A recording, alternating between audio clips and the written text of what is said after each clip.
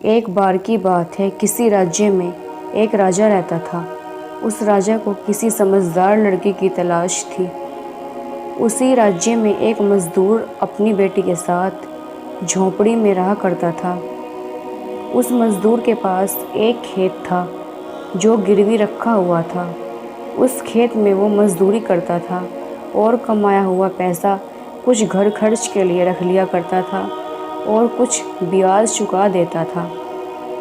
बाकी बचा पैसा अपनी बेटी माहिरा की शादी के लिए बचा लेता था। इसी तरह वक्त गुजरता रहा। फिर उस मज़दूर ने अपने खेत में अगली फसल लगाई। कुछ दिन बाद जब फसल तैयार हुई तो तेज़ बारिश होने लगी। खेतों में पानी भर गया, झोंपड़ी में भी पानी भर गया। सारी फसल खराब हो गई। मज़दूर बहुत उदास हुआ। उसकी बेटी माहिरा ने उसे संभाला। माहिरा अब बड़ी हो रही थी। वो काफ़ी होशियार और समझदार हो चुकी थी। उसने कहा, पापा, आप कुछ दिन किसी और के खेत में मेहनत मजदूरी कर लो। किसान बेटे के कहने पर मजदूरी के लिए निकल जाता है और किसी का खेत जोत ही रहा था। अचानक उसे सोने का जग मिल जाता है। वो आकर अपनी बेटी से बोलता है, ये तो राजघराने का जग लग रहा है। माहिरा बोली, पापा, इससे हम अपना सारा कर्जा उतार सकते हैं। वो किसान बोला, नहीं माहिरा, इसे तो मैं राजा के महल लेकर जाऊंगा। राजा मुझे इनाम में क्या पता कितनी बड़ी चीज़ दे दे और शायद हमारी गरीबी दूर हो जाए। किसान की बेटी माहिरा काफ़ी समझदार थी। वो अपने पापा को काफ़ी मना करती है और बोलती है, पापा, वो आपको कुछ नहीं देंगे और उल्टा आपसे जग भी ले लेंगे, इनाम भी कुछ नहीं देंगे। लेकिन वो मज़दूर अपनी बेटी की एक नहीं सुनता। अगली सुबह मज़दूर उस राजा के दरबार में हाजिर होता है और जग के बारे में राजा को सब बता देता है।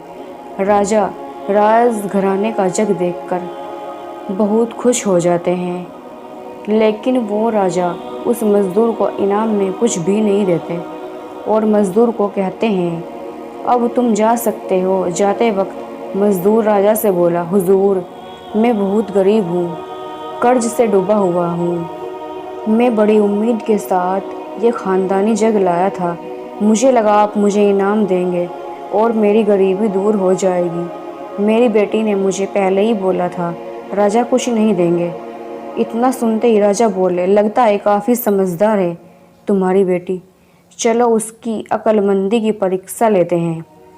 अपनी बेटी से कहो मुझसे मिलने आए। न बिना कपड़ों के हो, न ही कपड़ों में हो, ना पैर धरती पे हो, ना आसमान में हो, ना धूप में हो, ना छाँव में हो। अगर तुम्हारी लड़की ये परीक्षा पास कर लेती है तो मैं तुम्हारी गरीबी दूर कर दूंगा।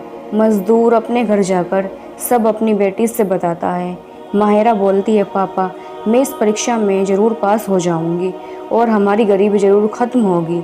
फिर अगले दिन सुबह माहिरा महल जाती है तो वो कपड़ों की जगह पत्ते लपेट कर जाती है और बकरी पर बैठ के जाती है और सर के ऊपर एक चारपाई रख लेती है। न धूप होती है, ना छाँव। और राजा से बोलती है, हुजूर, आपके मुताबिक मैं ना कपड़ों में हूँ, ना धरती पे, ना आसमान पे, ना धूप में ही, ना छाँव में। राजा ने जैसे ही माहिरा को देखा तो वो देखते ही रह गए।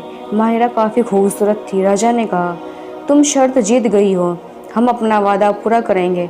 राजा अपने सैनिकों से कहता है, इस लड़की को पूरी सुरक्षा के साथ इसके घर छोड़ा जाए।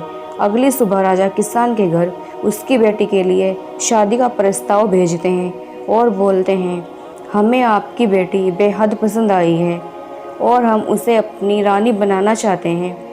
किसान मान जाता है और वो अपनी बेटी की शादी राजा से करा देता है। राजा उसका सब कर्जा माफ़ कराकर उस किसान को महल ले जाता है और किसान का एक आलीशान बंगला तैयार कराता है। अब किसान की बेटी रानी बन जाती है। राजपाट बड़ी होशियारी के साथ संभाल लेती है। राजा उसकी होशियारी और समझदारी से बहुत खुश रहते हैं। बुद्धि और अकल से इंसान किसी भी चीज़ को आसानी से जीत सकता है।